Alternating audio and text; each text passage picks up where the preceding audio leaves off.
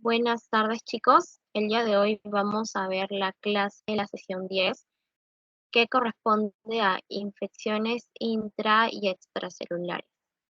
Este es un tema bastante interesante, bastante importante, porque engloba sobre todo las infecciones más prevalentes, más incidentes que tenemos, y trata acerca de todos los microorganismos, ¿no? Los parásitos obligatorios que son los virus, las bacterias, los hongos, entre otros.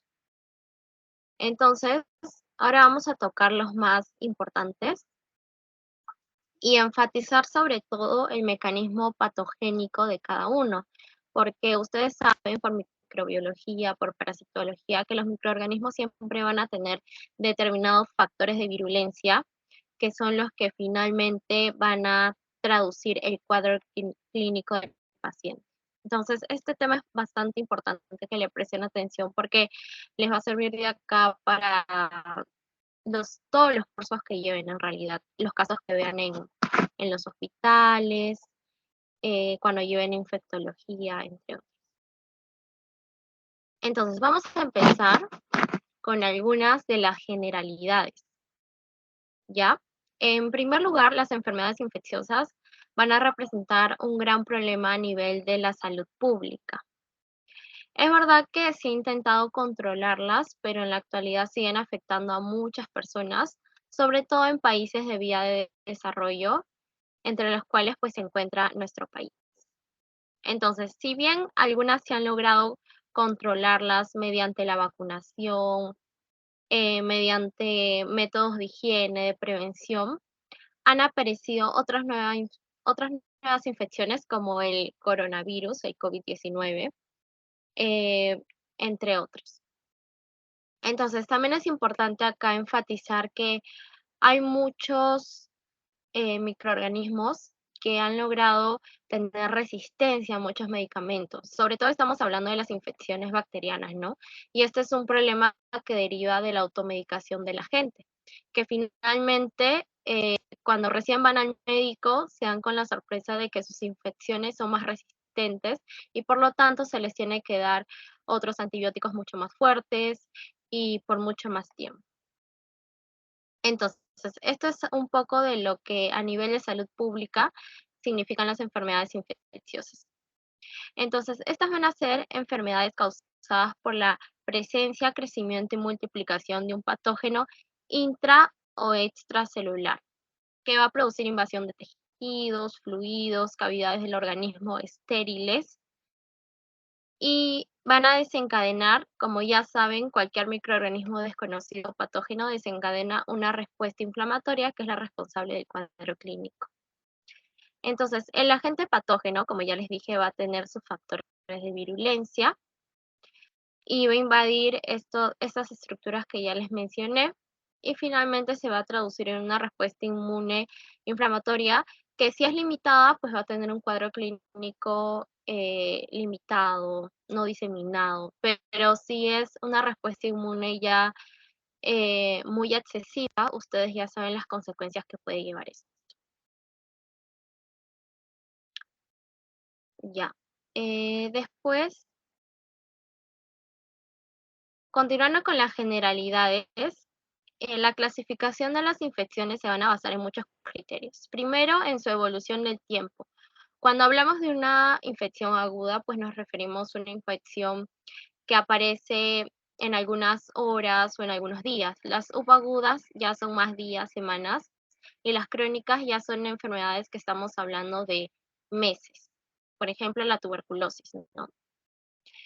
También se clasifican de acuerdo al agente etiológico.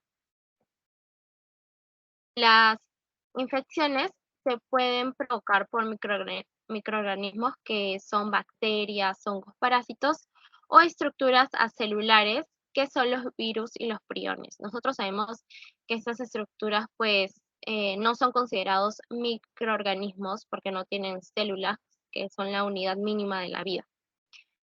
Sin embargo, son agentes eh, potencialmente patógenos. Luego tenemos las infecciones por el cuadro clínico, que son síndromes y enfermedad.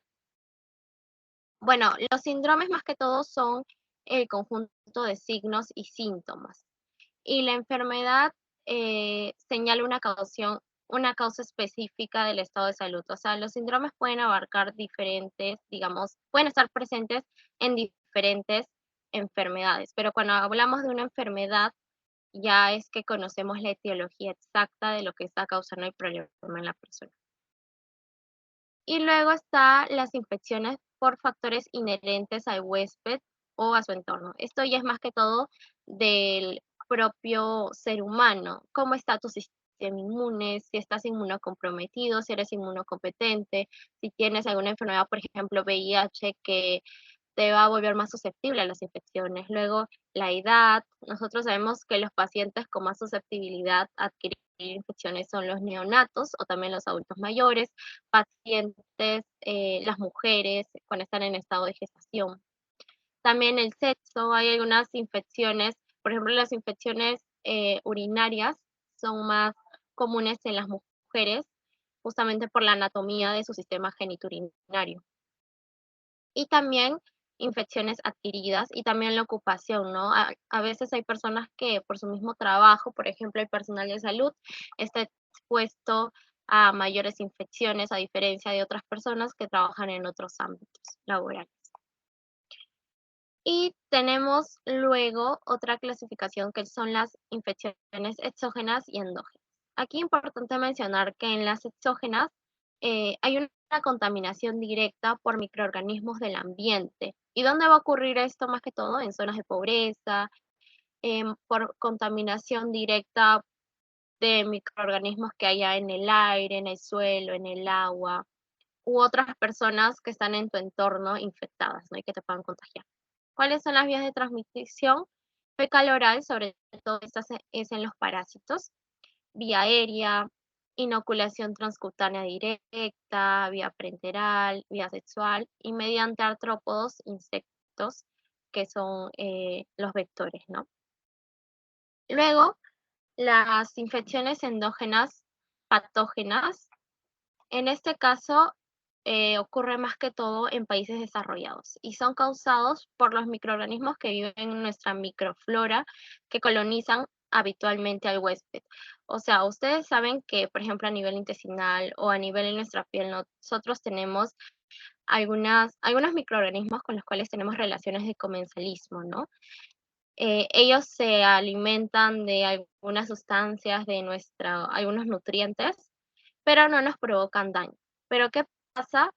Que a veces hay alteración de este equilibrio en el cual esos agentes comensales, que normalmente no nos deberían hacer daño, pues nos van a provocar una infección. Pero esto es más que todo en las personas que son inmunocompetentes. Por ejemplo, la cándida. La cándida albicans está en el tracto gastrointestinal, está en la orofaringe y normalmente no nos provoca infecciones, pero en pacientes VIH inmunocomprometidos, pues es más probable que les provoque una infección y no una infección leve, sino una infección grave, diseminada, sistémica. A esto se les llama agentes oportunistas, ¿ya? Y más adelante también los vamos a ver.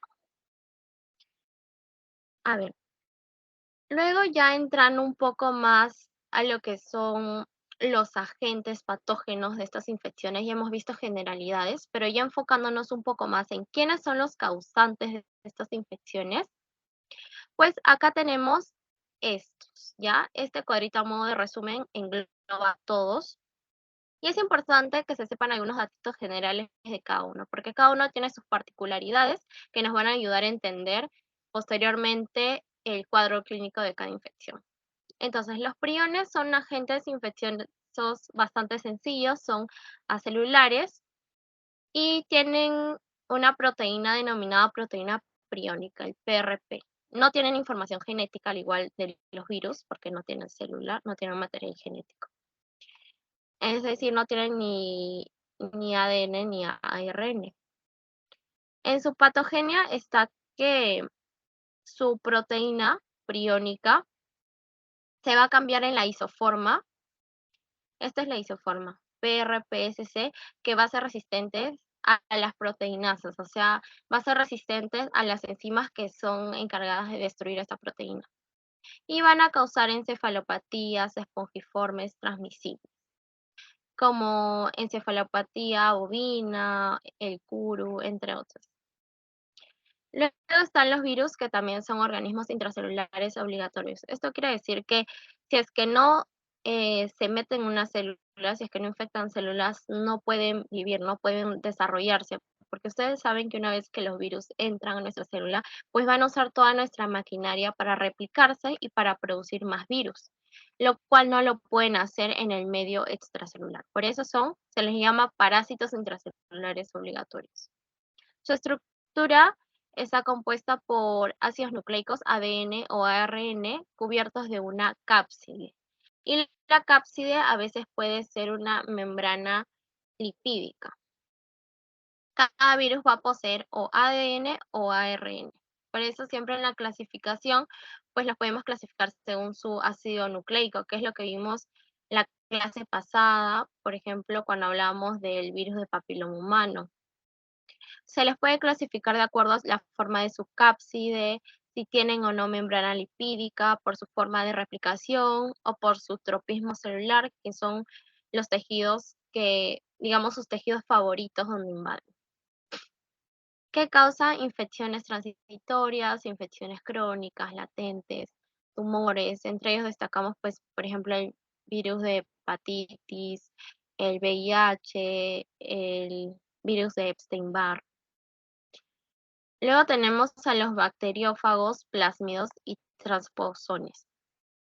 Estos son elementos genéticos móviles que van a infectar bacterias y van a favorecer la virulencia de las bacterias mediante la producción de lo que son sus factores de virulencia, que son adhesinas, toxinas, enzimas. Todo esto ayuda a que las bacterias sean resistentes a los antibióticos. Entonces, estos son los agentes que contribuyen a la resistencia antibiótica de las bacterias. Luego, cuando ya propiamente hablamos de las bacterias, son organismos procariotas que pueden ser extra o intracelulares, ¿ya? Algunos tranquilamente pueden infectar en el ambiente extracelular, otros ingresan a las células y ahí se replican.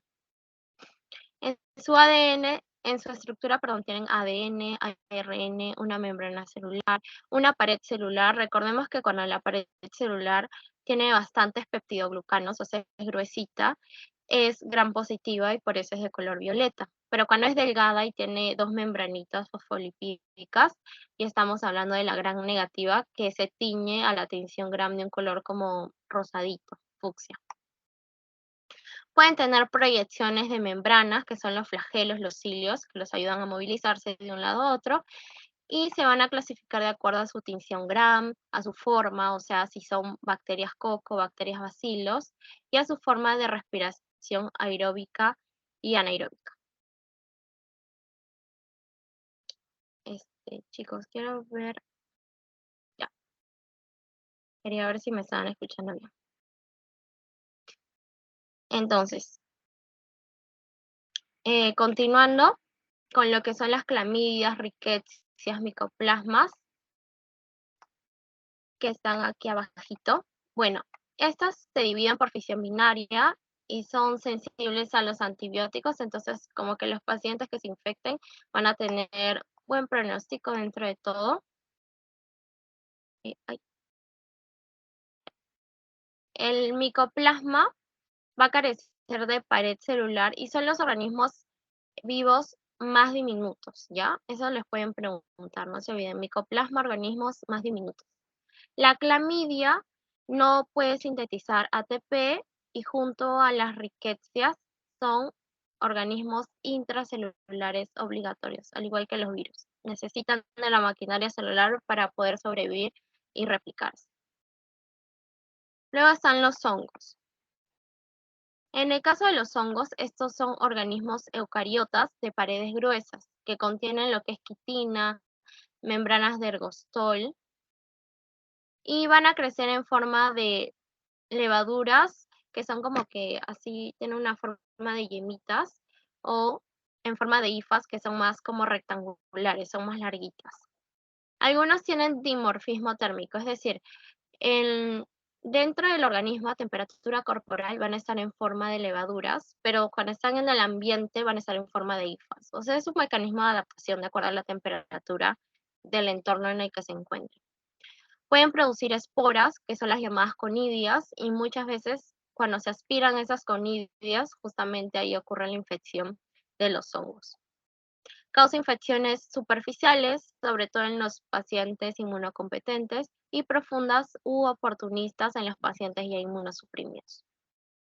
Y luego están lo que son los protozoos, que son eucariotas de una sola célula, pueden replicarse intracelularmente o extracelularmente. Dentro de los protozoos están el Plasmodium, la Trichomonas vaginalis, que es una enfermedad de transmisión sexual, y los protozoos intestinales van a tener las dos formas de trofozoitos o quistes. Cuando hablamos de protozoos intestinales, pues nos referimos al Entamoeba stolítica, la Giardia lamblia, que como son intestinales generalmente te van a provocar diarrea acuosa, diarrea sanguinolenta. Y finalmente los helmintos, que son un tipo de parásitos, son organismos multicelulares diferenciados, ya son más grandecitos, a diferencia de los otros, y se pueden ver macroscópicamente. Tienen ciclos vitales bastante complejos porque tienen reproducción sexuada, reproducción asexuada. Y en el humano, los que van a vivir, o sea, la forma en la que se van a reproducir en el humano son más que todos los gusanos adultos, ¿ya? Por ejemplo, las Caris lumbricoides pueden estar en su forma inmadura en el Toxocara canis o larvas asexuadas, el Echinococcus granulosus. Y estas son algunas de las generalidades de los agentes patógenos. Y aquí antes de pasar a lo siguiente, para que vean y recordemos un poquito de lo que vimos en la clase de sistema inmune, que es que de acuerdo a dónde se reproduzcan, a dónde se asienten los microorganismos, pues va a haber una respuesta inmune diferente. Por ejemplo, las que son intracelulares eh, van a tener una respuesta por las células natural killers o los linfocitos T, que ya sabemos que matan netamente células. Por ejemplo, cuando hablamos de parásitos del mintos, hay lo que es la respuesta de la inmunoglobulina E, hay eosinofilia. Cuando hablamos de organismos que se asientan en las superficies epiteliales, pues ¿quiénes son los que atacan los anticuerpos? Porque los anticuerpos, recordemos, se unen a la superficie celular. Y así los virus, bacterias, recordemos estos más que todo por los microorganismos, los fagocitos, los neutrófilos, los macrófagos, entre otros. Y bueno, aquí es importante saber acerca de la transmisión y diseminación de los microbios. Para que se dé una infección, los factores implicados son estos dos que están en una balanza, ¿ya? Los factores de patogenicidad del microorganismo, o sea, su capacidad de adherirse a las células, su capacidad de multiplicarse, la capacidad de evadir la respuesta inmune del huésped, su capacidad de diseminarse, sea por vía linfática, por vía hematógena, y los factores del huésped, que son los que ya vimos hace un ratito. ¿Qué tan bien está mi sistema inmune? ¿Estoy inmunocomprometido? ¿Soy inmunocompetente? Mi respuesta inmune, cómo responde a través del sistema inmune adaptativo, innato. Entonces, cuando hay un desequilibrio y predominan los factores de patogenicidad sobre los factores de huésped, es ahí pues donde ya se traduce en una infección. Y estos son las formas en las que se pueden asentar las infecciones mediante la colonización. La colonización es que un microorganismo vive y se multiplica en el huésped, pero sin causar daño. O sea, nuestra microflora en el intestino, por ejemplo, que tenemos una relación de comensalismo. Hay muchas bacterias que se alimentan de ciertas sustancias, ciertos nutrientes, sin embargo, no me llegan a causar daño. Pero ya cuando hablamos de infección clínica o latente, hay una infección, sí, pero es limitada por mi respuesta inmune, ¿ya? O sea, no desarrollo la enfermedad, soy portador de la enfermedad, pero no manifiesto una clínica así súper fuerte, súper preocupante, porque mi sistema inmune es capaz de limitar la infección. Pero ya cuando hablamos de- netamente de una enfermedad infecciosa, pues aquí ya estamos hablando de la expresión clínica de una infección, con todo el conjunto de signos y síntomas que pueden haber, ¿no? Empezando por la fiebre, dolores, reacciones a nivel cutáneo, inflamación. Entonces, estas son como que las tres formas de una infección. ¿Cuáles son mis barreras ante la infección? Bueno, nosotros ya sabemos esto por inmunología, que en la respuesta innata es la respuesta más precoz de defensa, la primera línea de defensa, en la cual hay una barrera cutáneo-mucosa, em, por ejemplo, dentro de nuestra cavidad oral, en nuestro sistema respiratorio, a nivel gastrointestinal, en el epitelio de la piel. Luego hay células fagocitarias, donde están los neutrófilos, los macrófagos, las células dendríticas, que son presentadoras de antígenos para los linfocitos T, recuerden. Y los factores solubles, que son algunos factores del complemento. El sistema de complemento está dentro de la respuesta innata, las proteínas de fase aguda, algunas enzimas como defensinas, colectinas, interferones, que tienen otras funciones de protección contra los microorganismos invasores. Y luego está la respuesta adaptativa, que es altamente específica, es un poco más lenta en aparecer, o sea que después de la respuesta innata, recién la respuesta adaptativa aparece, pero una vez que la respuesta adaptativa ya está asentada, ante una segunda infección, ya mi sistema adaptativo va a responder de una manera muy eficaz, de una manera muy rápida y más específica. Y recordemos que acá hay inmunidad humoral, en la cual está dada por las células B, que son las que producen las inmunoglobulinas, los anticuerpos, y son para infecciones extracelulares, y la inmunidad celular dada por los linfocitos T, que son para patógenos intracelulares.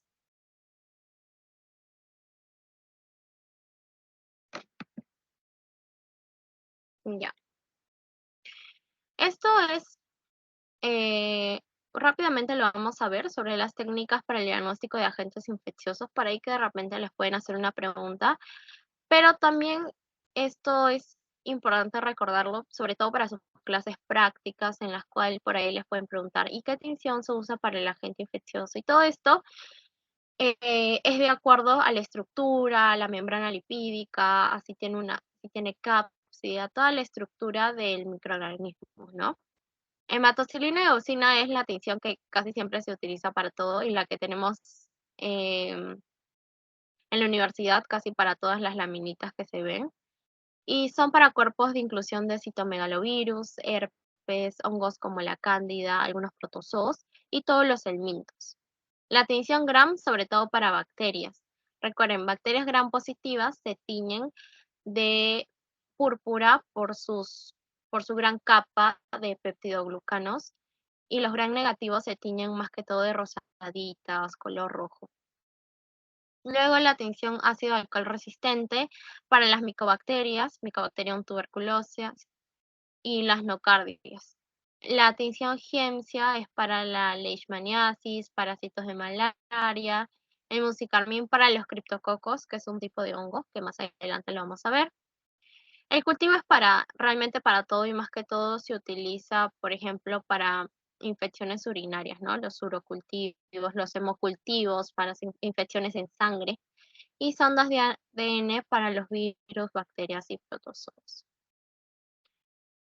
Y bueno, aquí ya entrando más que todo a las respuestas inflamatorias de la infección, porque ya sabemos que un microorganismo desconocido patógeno siempre va a provocar una respuesta inflamatoria, en mayor o menor medida, de acuerdo a cómo esté nuestro sistema inmune, si está comprometido o no.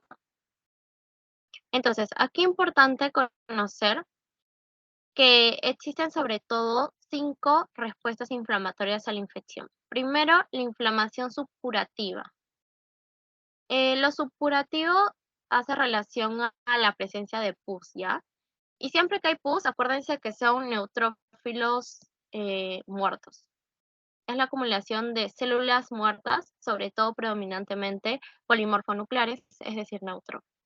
Entonces, acá hay una reacción al daño tisular agudo, o sea, es una reacción aguda, y siempre la reacción aguda está dada por las células polimorfonucleares.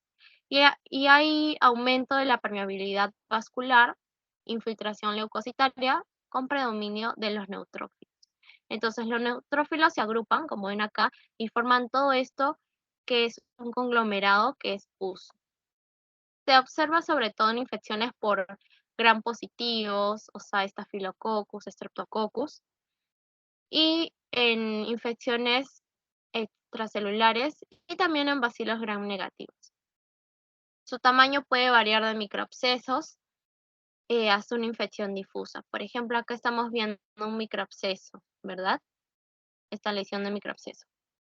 Luego la inflamación mononuclear y granulomatosa. Esta es característica de los procesos crónicos.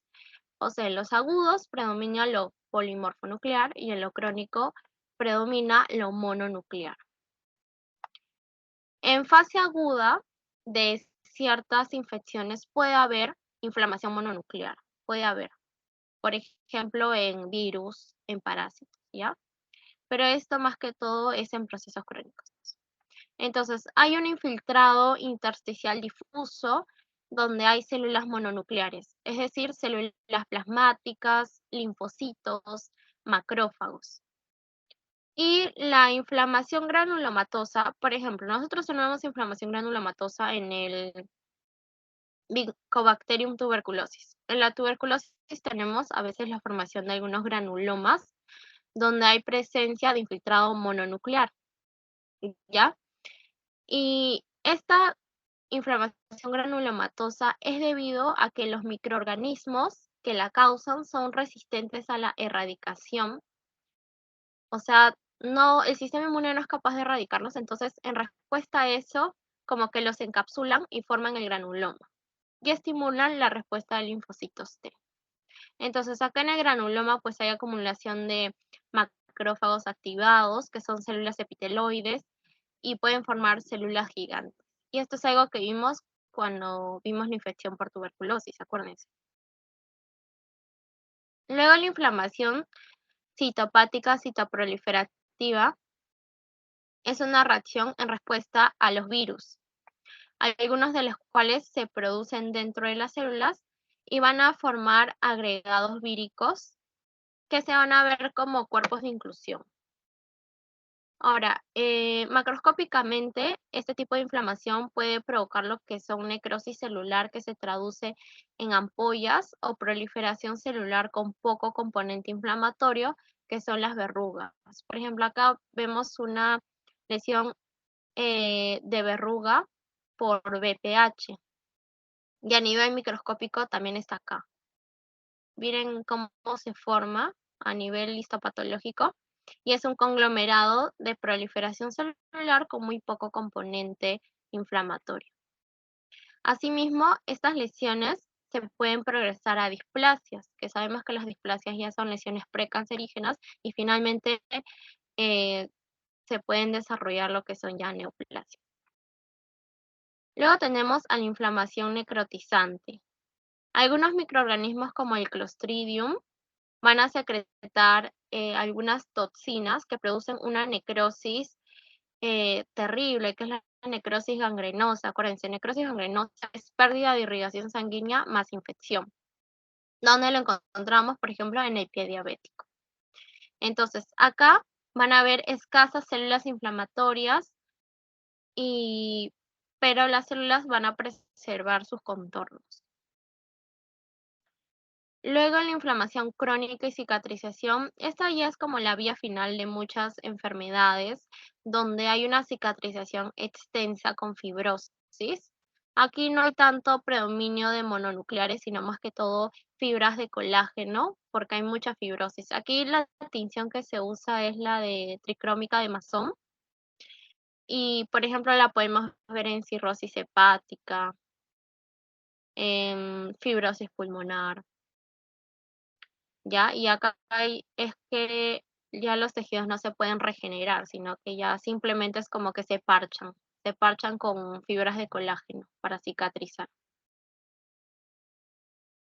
Ya, chicos, ahora sí entrando a lo que es infecciones, vamos a agruparlas de acuerdo a su agente causal, ¿ya? Aquí sí voy a ir un poquito más despacio y si tienen preguntas, pues al final de cada tipo de infección, yo les voy a decir para que ustedes me lo pregunten libremente. Entonces, chicos, acá hay infecciones primero por bacterias gram positivas. Ya recordemos, las bacterias gram positivas tienen una gran pared de peptidoglucanos y a la tensión gram pues se tiñen de púrpura. Aquí tenemos sobre todo dos, vamos a hacer énfasis en dos o tres, en tres. Las infecciones por estafilococo. Aquí el más conocido dentro de este grupo es Staphylococcus aureus. Entonces, estos son cocos gram positivos, cocos por sus formas, miren cómo se agrupan. Se agrupan como en racimos, que son piógenos. Piógenos, es decir, que provocan lo que es pus, ¿ya? Entonces, estos en su patogenia, en sus factores de virulencia, van a poseer proteínas de superficie que van a facilitar su adherencia. Van a secretar algunas enzimas que degradan proteínas, o sea, proteasas. Van a poseer receptores de superficie para unirse a las células endoteliales del huésped y producen algunas toxinas. Aquí es importante que se sepan bien esta parte de las toxinas, porque por ahí les pueden hacer algunas preguntas de cuál es la toxina estafilocóquica que lisa eritrocitos, por ejemplo. Ya, esta.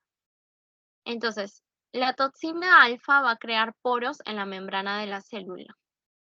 La toxina B va a producir lo que es la esfingomielinasa, que va a degradar lo que es la mielina. La toxina, esta acá, que es toxina delta, va a producir un péptido con actividad detergente, saponificante. La toxina gamma y leucocidina son los que lisan los eritrocitos y las células fagocíticas, o sea, son las que pueden encargarse de que el estafilococcus evite la respuesta inmune, porque lisa las células fagocíticas. Y luego está la toxina exfoliativa. Entonces, estos tipos de infecciones tienen un amplio espectro de clínica, porque pueden producir lesiones en piel, en el hueso, a nivel pulmonar, en el corazón, ¿ya? Pero sobre todo, lo que van a tener en común estas infecciones es que tienen una inflamación piógena con destrucción local, o sea, provocan la formación de pus. Por ejemplo, el síndrome de la piel escaldada, estafilococcus, síndrome de Richter, está producida por las toxinas exfoliativas A y B, que van a provocar exantema, ampollas, compromiso de la capa granulosa, y estas lesiones sobre todo son más frecuentes en niños con infecciones estafilocócicas que empiezan por vía respiratoria y de ahí se pueden diseminar a lo que son la piel. Se van a observar exantemas que son como quemaduras de sol, así medio rojito en todo el cuerpo, y las ampollas también se pueden reventar. Y como hay compromiso de la capa granulosa de la piel, esto se traduce en una necrólisis epidérmica tóxica, ¿ya? Así se llama. Luego está el impétigo, que es otro tipo de infección estafilocócica, que también puede ser provocado por el estreptococo y solo va a afectar a la capa de la epidermis superficial, que van a haber máculas eritematosas, pústulas, eh, que se pueden también romper y se van a caracterizar que al romperse van a provocar el crecimiento de costras color miel. Esa es una característica típica del impétigo, las costras color miel. Luego está el antrax. El anthrax es otra expresión clínica de la infección estafilocócica, donde hay una supuración, hay una infección que se extiende por debajo del tejido subcutáneo, o sea, va a afectar epidermis, dermis y tejido subcutáneo e incluso por debajo del tejido subcutáneo. Luego está lo que son los forúnculos, que son inflamaciones supurativas en la piel, en los folículos pilosos y pueden afectar sobre todo lo que es los lugares como las axilas, como el rostro, como la espalda. Y generalmente son solitarios, a veces pueden ser múltiples y pueden ser recurrentes, ¿ya? Por una infección mal curada por estafilococo. Luego está lo que es la hidradenitis supurativa, que son abscesos crónicos y axilares, netamente axilares, donde se ven afectadas las glándulas apocrinas en la axila. La paroniquia son abscesos en el lecho lingual, o sea, en unita, y los panadizos son abscesos en la cara palmar de las yemas del dedo, esta parte de acá. Entonces, estos más que todos, como ven, son lesiones piógenas, o sea, que están formadas por pus, abscesos, en diferentes zonas. De acuerdo a la zona que afecte, de ahí viene el nombre. Luego, chicos, antes de continuar, ¿alguien tiene una preguntita sobre esta parte? Si no tienen ninguna preguntita, pónganme porfa el like para saber que han entendido.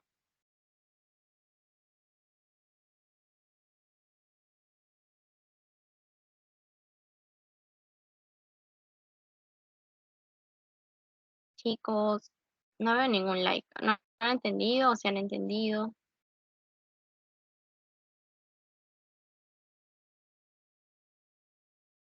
Sí. Ah, ya, creo que son preguntas. A ver, chicos, díganme. Dime, Micaela. Una pregunta, con respecto a las características de las bacterias gram positivas, dijiste dos. No sé si las puedes volver a repetir. Ah, ya, de las gram positivas, dije más que todo que como tienen una pared gruesa de peptidoglucanos, entonces a la tinción gram se van a teñir de púrpura. Esas son las dos. Y las gram negativas no tienen peptidoglucanos, sino que tienen membranas más delgaditas y se van a teñir de lo que son rojo o fucsia. Esas son las dos. Está bien, gracias.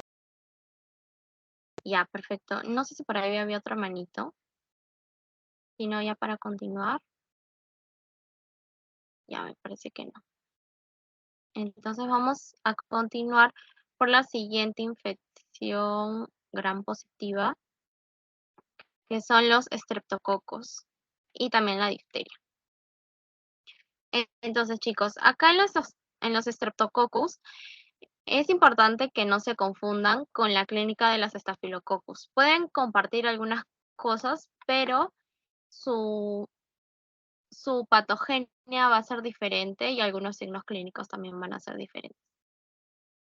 Entonces, estos son anaerobios facultativos u obligados. ¿Qué quiere decir? Facultativos, o sea, que se pueden reproducir tanto en el medio interno o externo con presencia de oxígeno o sin oxígeno, u obligados que solo se pueden reproducir en un medio. Entonces, crecen en parejas o en cadenas, como ven acá en las imágenes. Lo que es la clasificación, se van a clasificar en varios subtipos, como ven, y cada uno va a provocar determinado cuadro clínico y van a tener bastantes características específicas. Ya vamos a ver algunos. Por ejemplo, el estreptococo beta hemolítico. Aquí este es el primero. Luego está el estreptococo piógenes, que se caracteriza por tener una cápsula y va a provocar lo que es la cápsula, la faringitis, y la fiebre reumática. Esas son sus dos características más importantes, provoca faringitis y fiebre reumática. Luego, el Streptococcus agalactiae, que es del grupo o del grupo B. Esto es uno de los agentes patógenos que más afecta a los recién nacidos, causándoles meningitis. Luego los Streptococcus alfa hemolíticos, en el cual el más representativo es el Streptococcus pneumoniae. Y como de su nombre viene, provoca lo que es neumonía y también puede provocar meningitis, pero en los adultos. Luego está este de acá, Streptococcus viridans, que está en nuestra flora oral normal, o sea, es decir, es un comensal, ¿ya? Pero cuando hay un desequilibrio, por ahí puede causar endocarditis. Y Streptococcus mutans, que tiene la particularidad de provocar caries dental. Ya no se olviden de estas particularidades de cada uno. Luego, en su patogenia, tenemos que los estreptococos van a producir lo que son toxinas. Una de ellas es la exotoxina pirógena, perdón.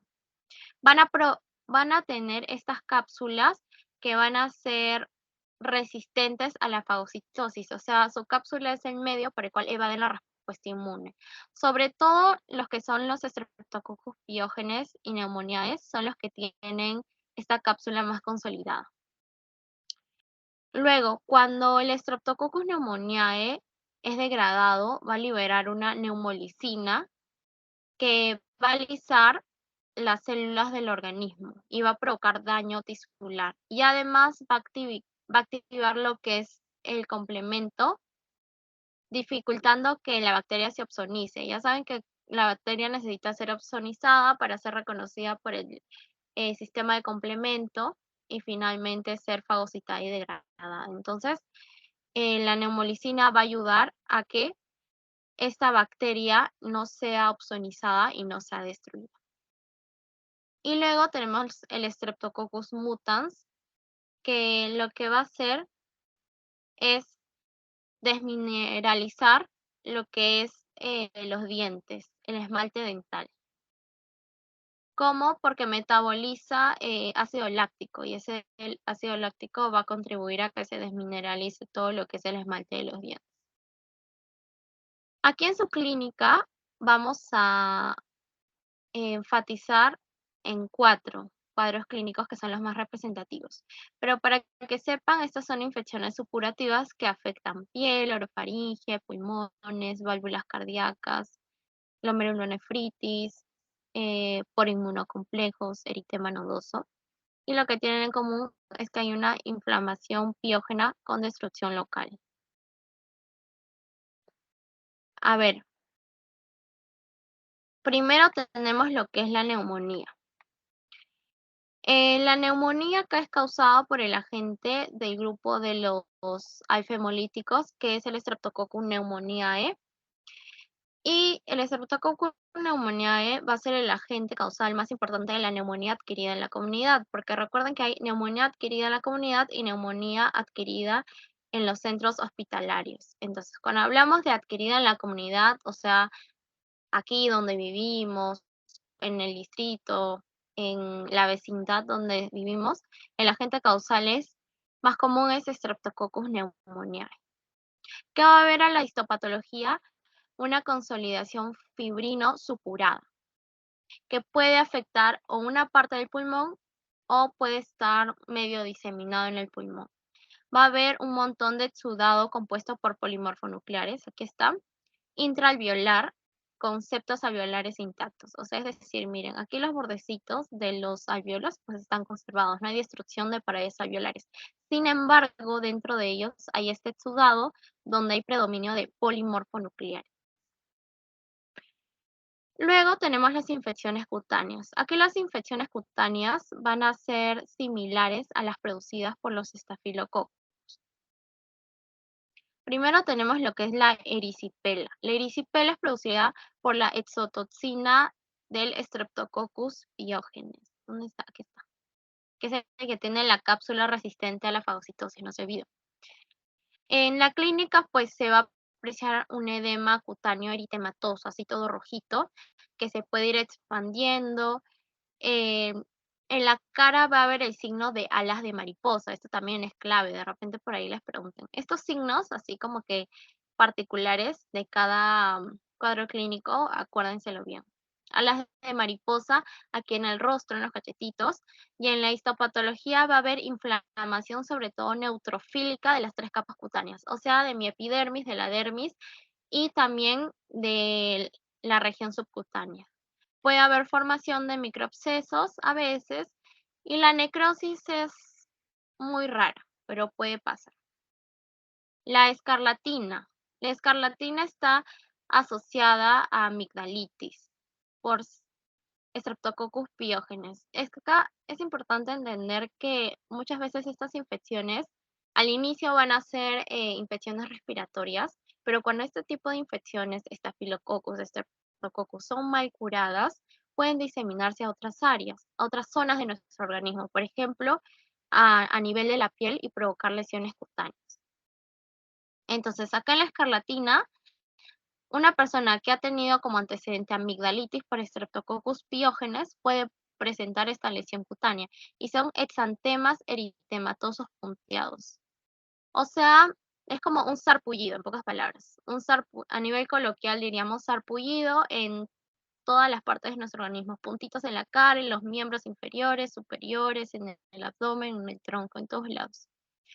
Y a nivel microscópico, pues hay hiperkeratosis de la piel, lo que va a favorecer que haya descamación de la piel. Y luego está la famosa faringitis estreptocóquica. La faringitis estreptocóquica, miren, aquí está la imagen. A nivel macroscópico hay abscesos punteados, sobre todo en las amígdalas. Hay edema, estas amígdalas están bastante inflamadas y van a ver esos puntitos. Por eso siempre que alguien presenta signos de flema, de fiebre, de inflamación, de dolor en la garganta, de tos, siempre con ese bajalenguas, si te ven puntitos blancos, ya automáticamente infección estreptocóquica. ¿Y qué pasa? Que algunos pacientes no se toman toda la dosis de antibióticos y pasan dos cosas. O uno, generan lo que es resistencia a antibióticos porque no se curan bien, u otra es que pueden tener más adelante lo que es endocarditis o fiebre reumática por una infección de faringitis mal curado por estreptococo. Entonces, ya sabemos que este es un signo especial de lo que es la faringitis, los abscesitos ahí en la amígdala, y también a nivel microscópico hay neutrófilos, intensa neutrofilia con fagocitos mononucleares. O sea, hay un componente como agudo y crónico de infiltración inflamatoria. Y bueno, el último de los gran positivos es la difteria cuyo agente etiológico es el Corynebacterium diphtheriae, que también es gran positivo. Acá las infecciones pueden ser asintomáticas, puede haber lesiones cutáneas, puede haber faringitis, puede haber daño cardíaco, neural, pero sobre todo la faringitis es la manifestación clínica más común. En su patogenia, aquí es un poco más sencillo porque solo tiene una toxina, que es la toxina AB. Entonces, ¿qué es lo que va a hacer esta toxina? Va a bloquear la síntesis proteica y va a destruir las proteínas. Y como destruye las proteínas, va a producir lo que es necrosis en el tejido. Y esa necrosis va a ser fibrino supurativa.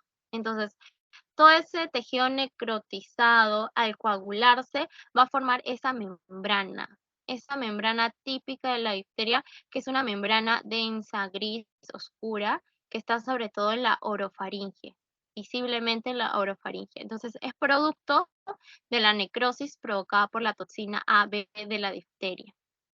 Ahora, ¿cuál es el tema con esta membrana? Que como se une al tejido de la orofaringe, cuando se desprende puede provocar intensa hemorragia. Entonces, si te dicen, paciente con tal sintomatología, presente una membrana grisácea oscura en la orofaringe y automáticamente ya sabes, difteria. ¿Qué otra clínica puede haber? Esplenomegalia, o sea, hiperplasia del vaso, los ganglios linfáticos inflamados, y también puede haber degeneración a nivel de los axones de la mielina, ¿ya? Pero eso ya es cuando ya la infección se extiende bastante. Pero, sobre todo, este es el signo, digamos, patognomónico y signo específico de la difteria. Y a ver, hasta aquí, ¿alguna preguntita? Ah, ya. Veo tu manito. Dime, Micaela.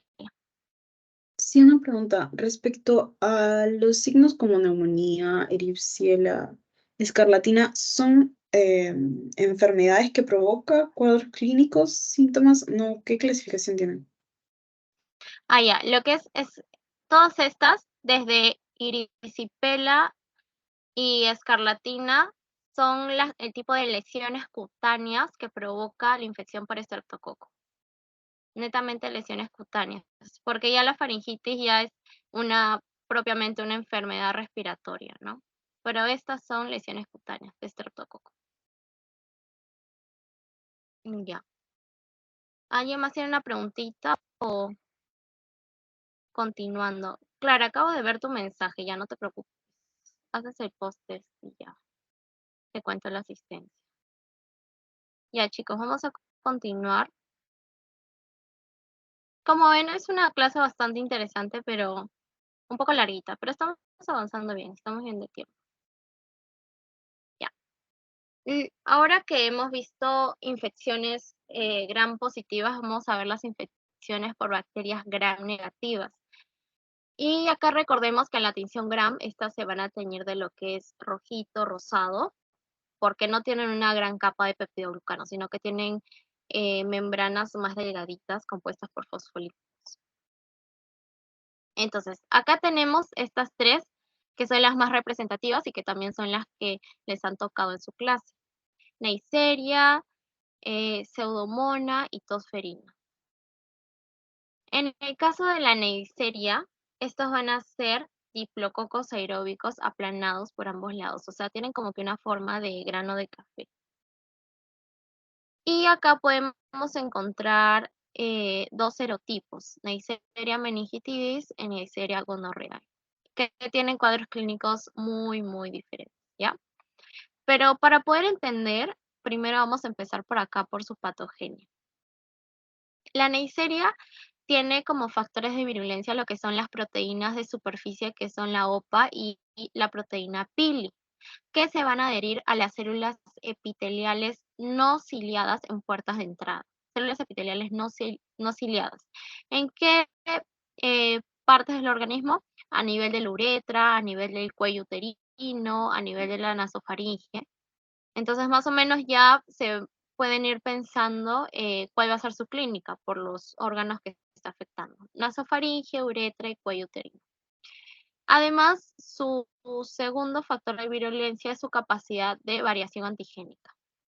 Ustedes saben que mi sistema inmune adaptativo, como es específico, lo que va a atacar son los antígenos de los microorganismos. Pero digamos que esta bacteria tiene la capacidad de variar sus antígenos, como ir cambiándolos. Entonces, esta es su forma de eludir al sistema inmune, porque mi sistema inmune no va a ser capaz de como que reconocer todo el tiempo los antígenos de la Neisseria y de esa forma no va a poder destruirla. Es por eso que los cuadros clínicos de la Neisseria sí son un poco más complejos, ¿ya? En la Neisseria meningitidis, como su mismo nombre, produce meningitis bacteriana, sobre todo en pacientes de 15 a 19 años, que va a colonizar la orofaringe a través de sus proteínas de superficie y se va a propagar por vía respiratoria.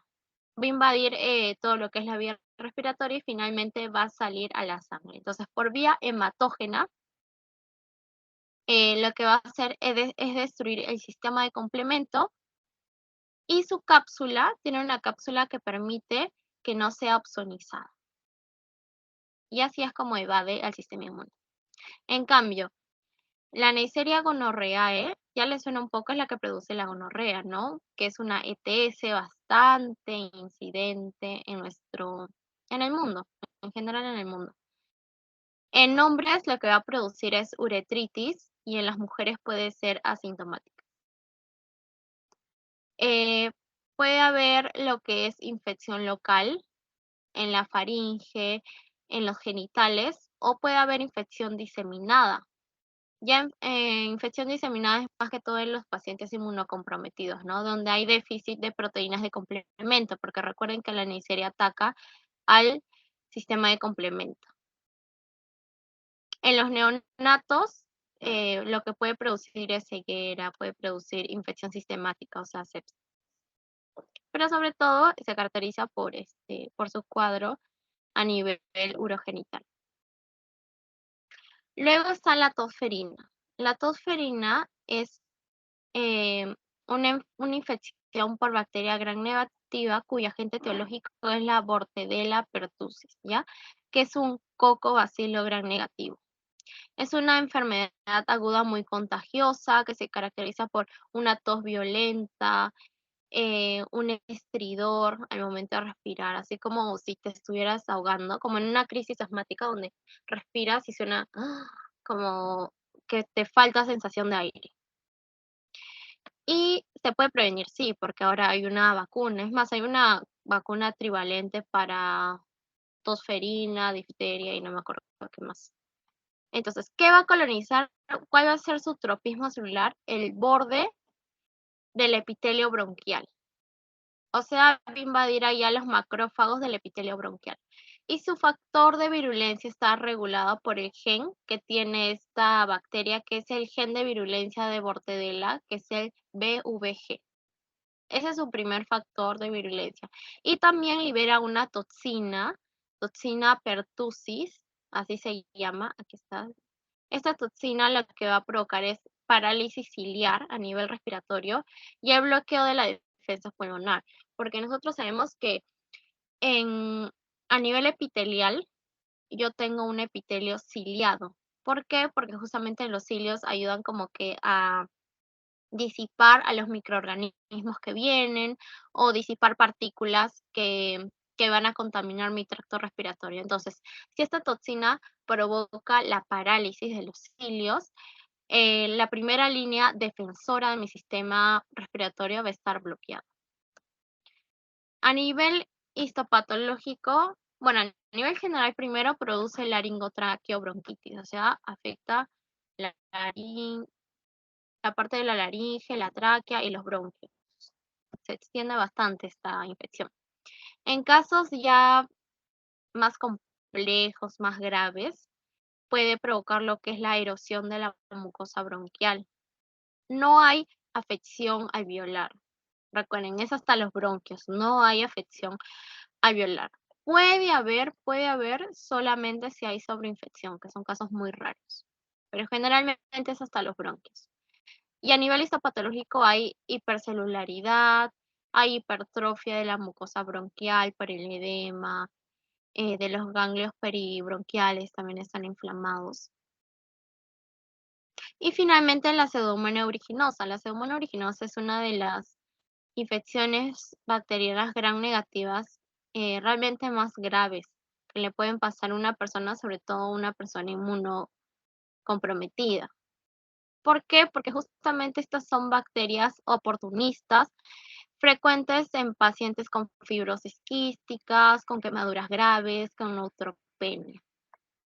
Son infecciones, van a provocar infecciones nosocomiales a nivel respiratorio, puede producir sepsis, eh, puede afectar a los pacientes con lentes de contacto cuando no limpian bien sus pupilentes y se los colocan y están infectados de pseudomonas, les provoca una enfermedad que se llama queratitis corneal.